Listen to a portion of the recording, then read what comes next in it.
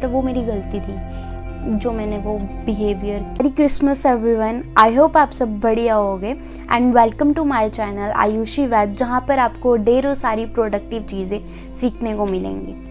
जैसे कि आप सब लोगों को पता है 2023 ख़त्म होने में सिर्फ 1 वीक बचा है। तो इस ईयर मैंने क्या चीज़ें सीखी, क्या मेरी लर्निंग्स रही, वो सारी चीज़ें मैं आपको इस वीडियो में ज़रूर बताऊंगी। तो शुरू करते हैं। पहली चीज़ जो मैंने इस ईयर सीखी वो ये थी कि हर कोई आपको पसंद नहीं करेगा। किसी को आपकी हरकतें पसंद नहीं आएंगी, किसी को आप पसंद नहीं आओगे एंड किसी को आपका माइंडसेट पसंद नहीं आएगा। तो ये सारी चीज़ें नॉर्मल है, इट्स ओके अगर कोई आपको पसंद नहीं कर रहा, क्योंकि वो उनका ओपिनियन है। और इस ईयर मैंने इंस्टाग्राम पर एक चीज़ मुझे दिखी थी जो मुझे बहुत बढ़िया लगी, और आप भी इस बात से रिलेट कर पाओगे कि हमें किसी के ओपिनियन से फ़र्क नहीं पड़ना चाहिए।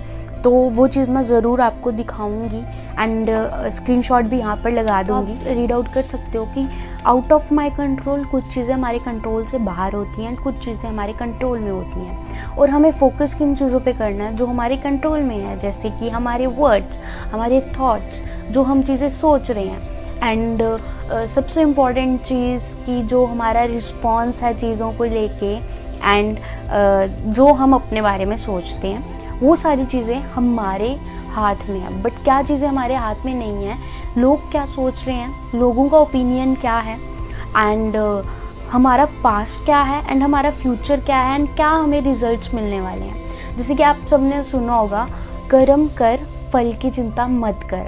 तो हमारा मेनली फोकस होना चाहिए हमारे खुद पर कि हम क्या कर्म कर रहे हैं, ना कि उस पर कि क्या फल मिलने वाला है। अगर आप कर्म करोगे सही तरीके से, फल तो आपको ऑटोमेटिकली मिल जाएगा। तो ये चीज़ मैंने इंस्टाग्राम पर मुझे दिखी थी और मुझे बहुत बढ़िया लगी थी, तो इसीलिए मैं आप लोगों के साथ ये शेयर कर रही हूँ। अब नेक्स्ट चीज़ जो मैंने इस ईयर सीखी वो थी पेशेंस होना ना बहुत ज़्यादा ज़रूरी है।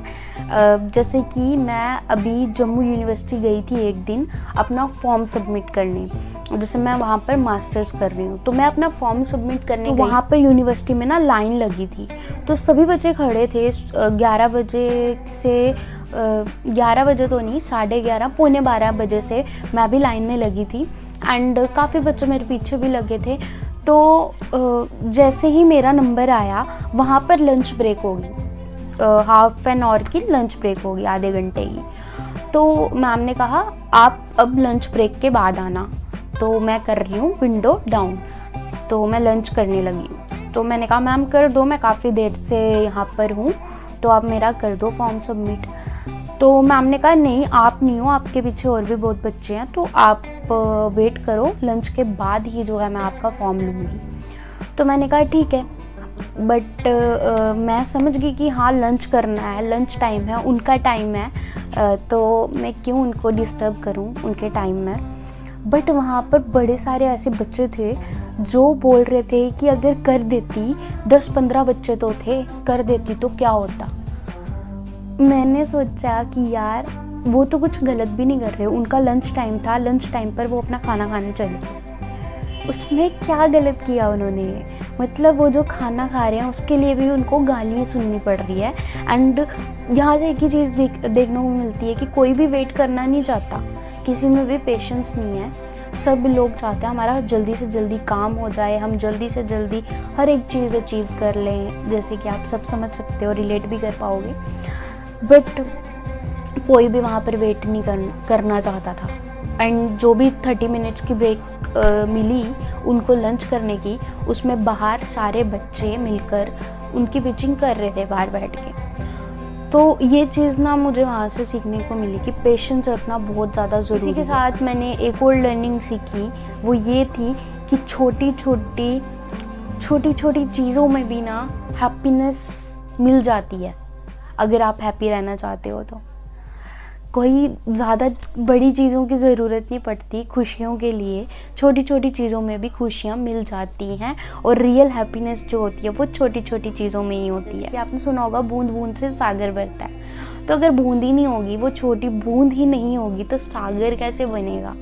तो अगर आप लाइफ में हैप्पी रहना चाहते हो तो जो छोटी छोटी चीज़ें आपकी लाइफ में आपको हैप्पीनेस दे रही है ना, तो आप खुश हो उन चीज़ों के लिए। Excess of everything is bad. किसी भी चीज़ का ज़्यादा जो होता है वो बुरा होता है। तो सोचना, जैसे मैंने बोला, सोचना अच्छी बात है, बट ज़्यादा सोचना वो अच्छा नहीं है हमारे लिए। क्योंकि कभी कभी ज़्यादा सोचने के चक्कर में जो जिस टाइम पर हमें डिसीज़न लेना होता है वो टाइम ही निकल जाता है। तो सोचो बट ज़्यादा मत सोचो। और लाइफ ना पूरी अप्स एंड डाउन्स में होती है। अगर आपकी लाइफ में डाउन्स नहीं आएंगे तो अप भी नहीं आएगा, अब अप्स नहीं आएंगे तो डाउन्स भी नहीं आएंगे। तो ये सारा आपस में कनेक्टेड है। अगर हमारी लाइफ में सैडनेस नहीं आएगी तो हमें हैप्पीनेस की इम्पोर्टेंस नहीं पता चलेगी।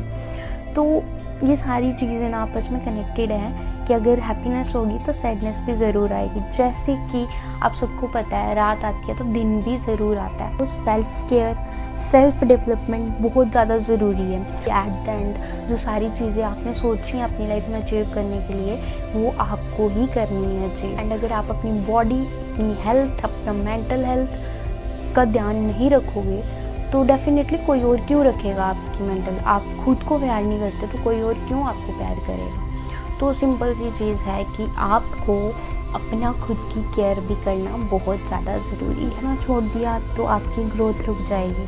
अगर आप सीखते रहोगे लाइफ में तो आप ग्रो भी करते रहोगे। और सबसे इम्पॉर्टेंट चीज़ कि जिस मोमेंट में हो आप उस मोमेंट को जियो।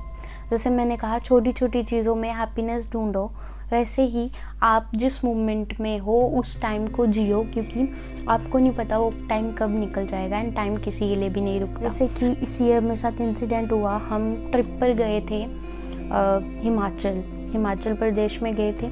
मैं अपनी फैमिली के साथ गई थी। तो मेरी मम्मा पापा की एनिवर्सरी थी। तो एनिवर्सरी मेरे को घर पर बोला गया कि सुबह जाएंगे शाम को वापस आ जाएंगे। तो मैंने कहा ठीक है, सुबह जाएंगे शाम को वापस आ जाएंगे। तो मैंने उस हिसाब से ही अपना सारा टाइम शेड्यूल मैनेज कर लिया। बट जब वहाँ पर गए, वहाँ पर मुझे पता चला कि इन्होंने आगे और जाने की भी ट्रिप बनाई है। तो तब ना मैंने बहुत ज़्यादा अजीब बिहेव किया जो कि मुझे नहीं करना चाहिए था। एंड उस चीज़ का मुझे मतलब वो मेरी गलती थी जो मैंने वो बिहेवियर किया। तो वहाँ पर मैंने क्या बिहेव किया, मैंने बहुत ज़्यादा इरिटेटिंग बिहेव किया अपने पेरेंट्स के साथ, जो कि मुझे नहीं करना चाहिए बिहेव। बट फिर मैंने रास्ते में सोचा कि अगर मैं ऐसे करूँगी तो जहाँ पर हम जा रहे हैं वहाँ का तो पूरा मज़ा ही नहीं ले पाऊँगी। फिर मैं नॉर्मल हो गई एंड फिर मैंने अपने मोमेंट्स को एंजॉय किया एंड उस ट्रिप को एंजॉय किया। मोमेंट में हुआ आप उस मोमेंट को जियो। जो चीज़ें रह गई हैं पीछे या नहीं कर पाओगे, आपके हाथ में नहीं है, तो उनको छोड़ दो आप। पर जिस मोमेंट्स में हो उस मोमेंट को तो जियो। एंड खुद पर यकीन रखो एंड विश्वास रखो खुद पर कि आप कर लोगे। तो आपके लिए हर एक चीज़ पॉसिबल होगी अगर आप अपने पे यकीन रखोगे। अगर आपको नहीं होगा तो आपके लिए हर एक चीज़ जो है वो डिफ़िकल्ट होगी। तो खुद पर यकीन रखना बहुत ज़्यादा ज़रूरी है। जैसे पीछे लिखा है बिलीव इट, तो आपको बिलीव करना बहुत ज़्यादा ज़रूरी है। एंड एट द एंड मैं यही बोलूँगी कि लाइफ एक सरप्राइज़ टेस्ट की तरह है। जैसे बचपन में हमारे साथ टीचर्स हमसे सरप्राइज़ टेस्ट लेते थे हमारा, वैसे ही भगवान कभी कभी लाइफ में हमारे साथ हमारा सरप्राइज़ टेस्ट लेते हैं। तो आप रेडी रहो, अपना कर्म करते जाओ एंड प्रोसेस पर फोकस करो, रिजल्ट्स पर मत फोकस करो। तो ये सारी लर्निंग्स थी मेरी इस ईयर की। आई होप आपको बहुत ज़्यादा प्रोडक्टिव लगी हो एंड आपको भी बहुत सारी चीज़ें सीखने को मिली हो। आप लोग भी कमेंट सेक्शन में ज़रूर बता सकते हो कि क्या क्या प्रोडक्टिव चीज़ें आपने इस ईयर सीखी। Thank you for watching and like, share and subscribe to my channel. Bye bye, take care.